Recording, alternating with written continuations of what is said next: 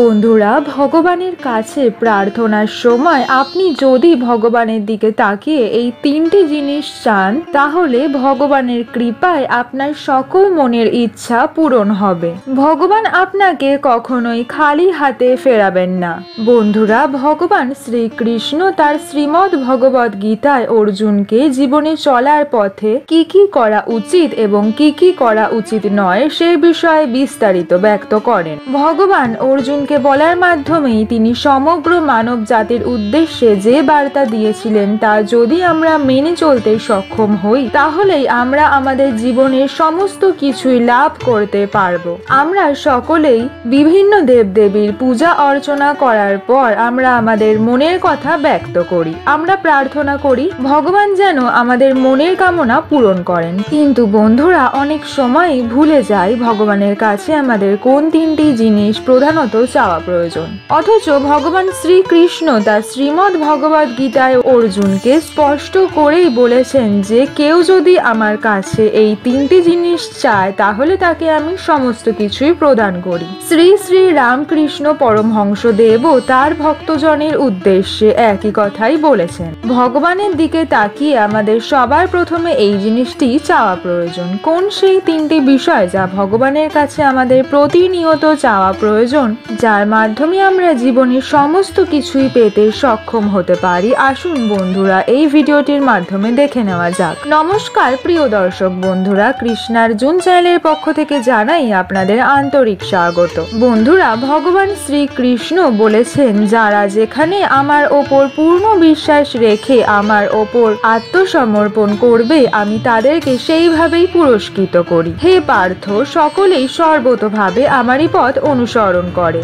বন্ধুরা, আমাদের মধ্যে অনেক সময় দেখা যায় কোনো ব্যক্তির জীবনে সুখ স্বাচ্ছন্দ্য বা সম্পদ আসলে ভগবানকে বিশ্বাস করে, অথচ সেই ব্যক্তির জীবনে বিপদ অথবা সংকট আসলে ভগবানের প্রতি তার অবিশ্বাস জন্মে যায়। অথবা অনেক সময় এই বিষয়টিও দেখা যায় যে কেবলমাত্র বিপদ থেকে উদ্ধার পাওয়ার জন্যই ভগবানকে ডাকেন, কিন্তু তারপর সবকিছু ঠিকঠাক হয়ে গেলে তিনি ভগবানকে ভুলে যান। এই ধরনের ব্যক্তিদের এখনো ভগবানের প্রতি কোনো দৃঢ় বিশ্বাস জন্মায়নি। তাই বন্ধুরা, আমাদের সবারই উচিত প্রথমে ভগবানের দিকে তাকিয়ে যে বিষয়টি চাওয়া প্রয়োজন সেটি হলো বিশ্বাস তার প্রতি এবং বিশ্বাস নিজের প্রতি। আমাদের প্রত্যেকেরই বলা উচিত, প্রভু আমাদের এমন বিশ্বাস দাও যাতে কোনো কিছুই আমার সেই বিশ্বাসকে ভাঙতে না পারে। অবস্থা ভালো হোক অথবা খারাপ, কখনোই কোনো অবস্থাতেই যেন তোমার ওপর থেকে আমার বিশ্বাস না হারায়। শ্রী শ্রী রামকৃষ্ণদেবও বলেছেন, ভগবানের প্রতি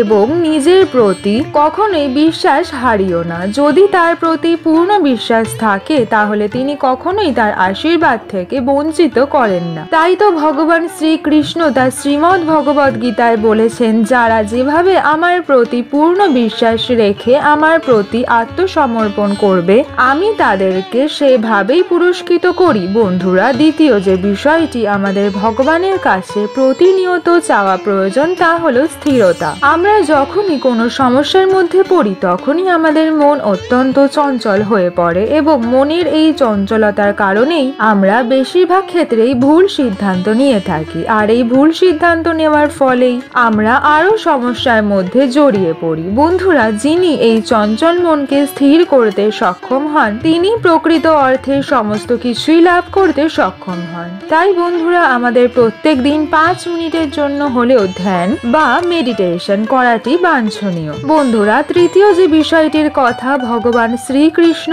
বলেন তা হলো, যে ব্যক্তি আমার প্রতি পূর্ণ ভক্তি রেখে কর্মের ফলের প্রতি আসক্তিবিহীন হয়ে নিজের কর্মনিষ্ঠা সহকারে পালন করে যান, যে ব্যক্তি সর্বদা সকল মানুষের ভালো চান, সেই ব্যক্তি খুব সহজেই আমাকে লাভ করতে সক্ষম হন। প্রিয় দর্শক বন্ধুরা, ভিডিওটি যদি আপনাদের উপকারী মনে হয়ে থাকে, অবশ্যই লাইক শেয়ার সাবস্ক্রাইব করুন।